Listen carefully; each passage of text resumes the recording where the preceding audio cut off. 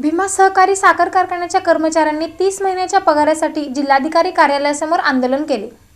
मोहोळ तालुक्यातील पुळूज इथल्या भीमा सहकारी साखर कारखान्याच्या कर्मचाऱ्यांचा मागील 3 महिन्यांपासून पगार झाला नाहीये। साखर कारखाना कामगार संघटनेच्या वतीनं संघटनेचे अध्यक्ष दिलीप डोंगरे आणि सरचिटणीस हनुमंत चव्हाण यांच्या नेतृत्वाखाली बुधवारी धरणे आंदोलन जिल्हाधिकारी कार्यालयासमोर करण्यात आलं।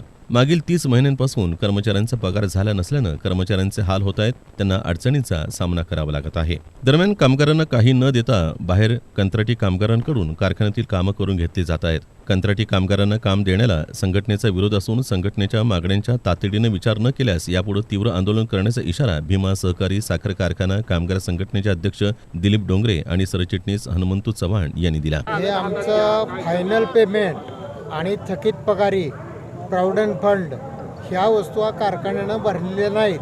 आमचे कलेक्टर साहेबांच्या समोर आमची मीटिंग झालेली होती आणि ते प्रशासनानं आम्हाला द्यायचं हे टप्प्याटप्प्यानं मान्य केलेलं होतं, तरी सुद्धा आम्हाला ते दिलेलं नाही, म्हणून आम्ही हे आंदोलन करत आहोत। आम्ही सर्व भीमा सहकारी साखर कारखान्याचे कर्मचारी वारंवार चेअरमन साहेब, MD साहेब, कारखान्याचे व्यवस्थापन यांच्याशी चर्चा केली आणि कामगारांचे थकीत वेतनासाठी आम्ही वेळोवेळी आंदोलन केलं, तरी शासकीय पातळीवर आणि कारखान्याच्या व्यवस्थापनानं आमची दखल काही घेतली नाही।